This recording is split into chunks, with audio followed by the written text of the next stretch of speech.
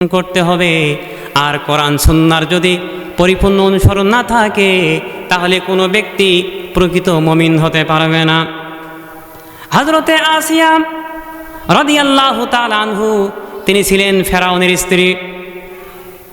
যখন ফেরাউন বিষয়টা বুঝতে পারল যে আসিয়া মুসা আলাইহিস সালামের উপরে ঈমান এনেছে এবং ফেরাউনের অর্থমন্ত্রী স্ত্রী তিনিও পয়গম্বর মুসা আলাইহিস সালামের উপরে ঈমান এনেছে, এই কথা জানার পর তাদের দুইজনকে একসঙ্গে নিয়ে আসা হলো।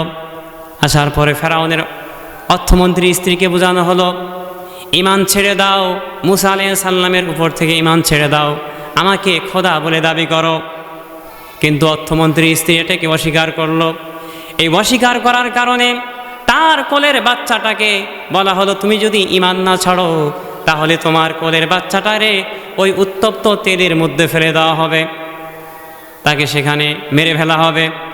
কিন্তু ফেরাউনের অর্থমন্ত্রী স্ত্রী সে কখনো এটা স্বীকার হলো না, যার কারণে কোলের বাচ্চাটারে যখন নিয়া তেলের মধ্যে ফেলে দেওয়া হলো সঙ্গে সঙ্গে ওই বাচ্চাটা ভাজা হয়ে যাওয়া শুরু করলো।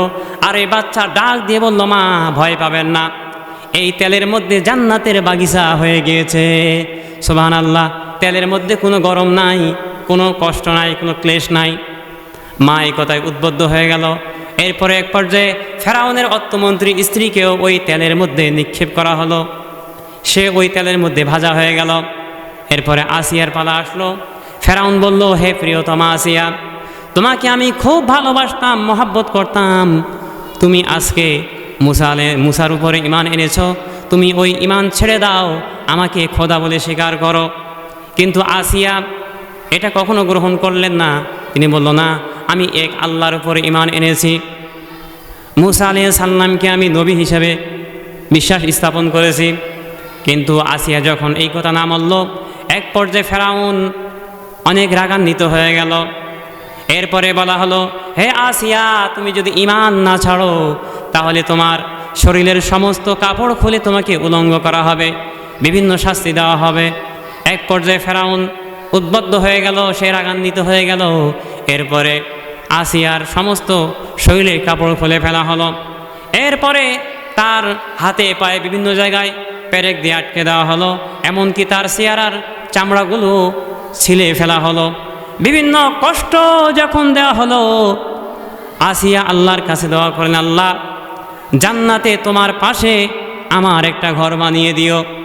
আল্লাহ রাব্বুল আলামিন তার দোয়াকে কবুল করলেন।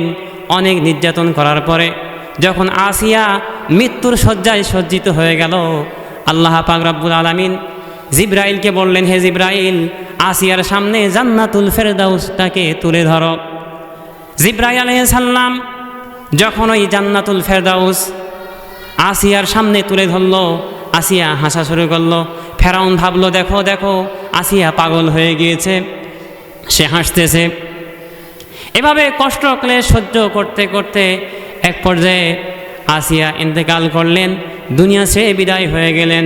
সুতরাং এক আল্লাহর প্রতি বিশ্বাস স্থাপন করতে হবে।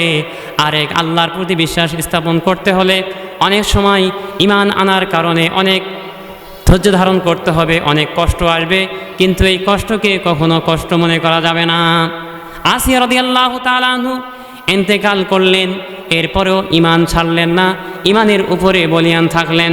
আর ঈমানদারদের কাজ হলো যে আল্লাহ পাক যে বলছেন, জালিকাল কিতাব, এটা এমন একটি কিতাব, এর মধ্যে কোনো সন্দেহ নাই, আর এটা মুত্তাকিনদের জন্য হেদায়েত। যারা মুত্তাকি হবে, এই কিতাবকে মানবে, এই কিতাবের অনুসরণ করবে, আল্লাহ রাব্বুল আলামিন তাদের মধ্যে হেদায়েত নিহিত রাখবেন।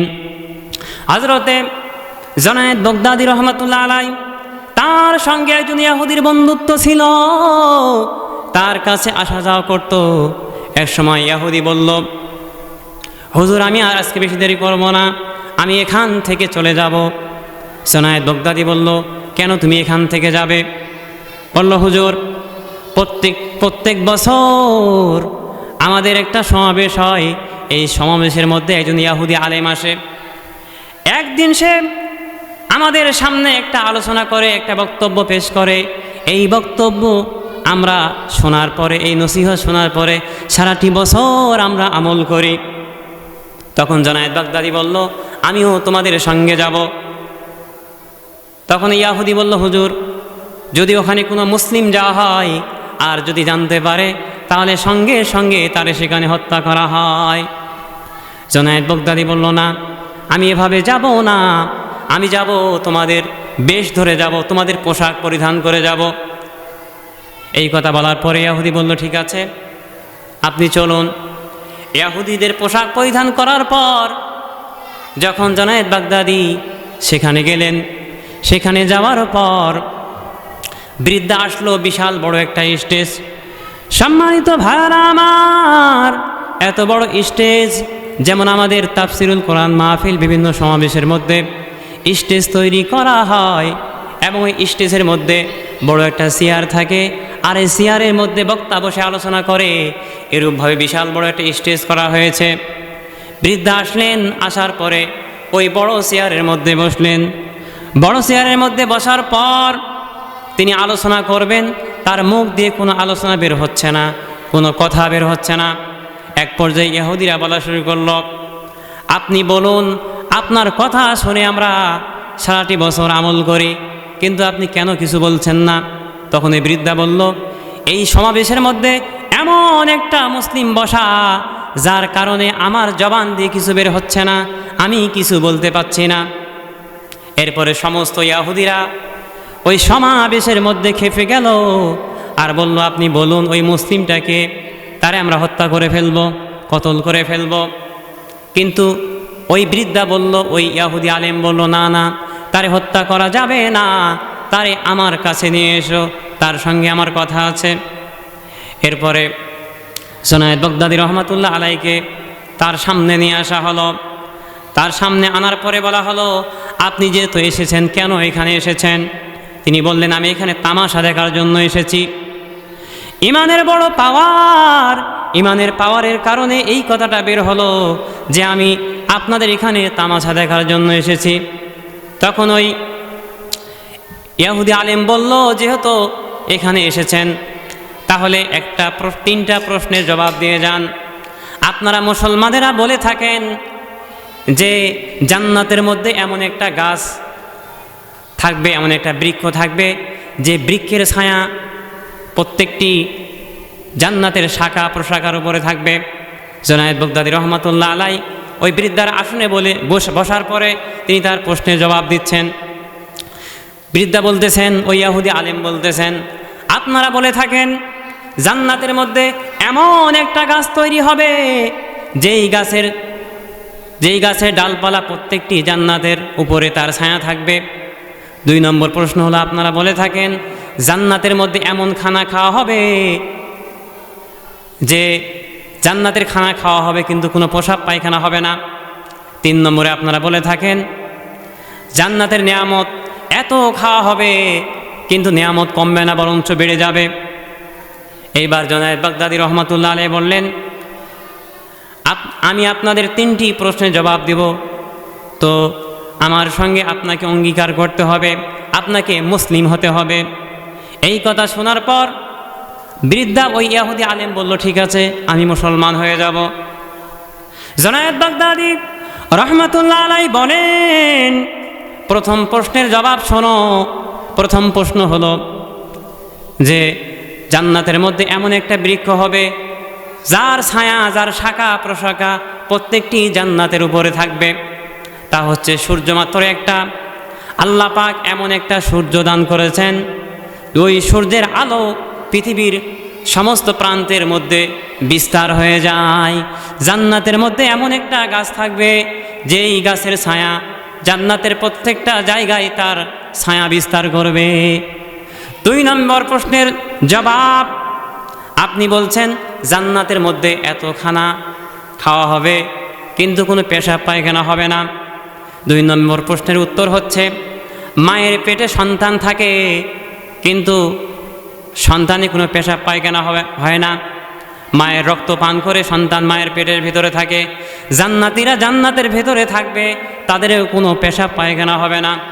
3 নম্বর প্রশ্নের জবাব হলো যে আপনি বলছেন জান্নাতের নিয়ামত এত খাওয়া হবে কিন্তু জান্নাতের নিয়ামত কমবে না, বরঞ্চ বেড়ে যাবে। তখন ওই জুনায়েদ বাগদাদী রহমাতুল্লাহ আলাইহি বলেন, জান্নাতের নিয়ামত এত খাওয়া হবে, কমবে না। তার মানে হচ্ছে কোরআনুল কারীম মানুষ এত পড়ে, পড়ার পরেও কোরআনুল কারীম পড়ার নেশা কমে না, বরং নেশা বেড়ে যায়। অনুরূপভাবে জান্নাতের নিয়ামত যত খাওয়া হবে কমবে না, বরং তার নিয়ামত আল্লাহ তাআলা বৃদ্ধি করে দেবেন। এই কথা শোনার পর বৃদ্ধা তো মনে মনে মুসলমান হয়ে গেল।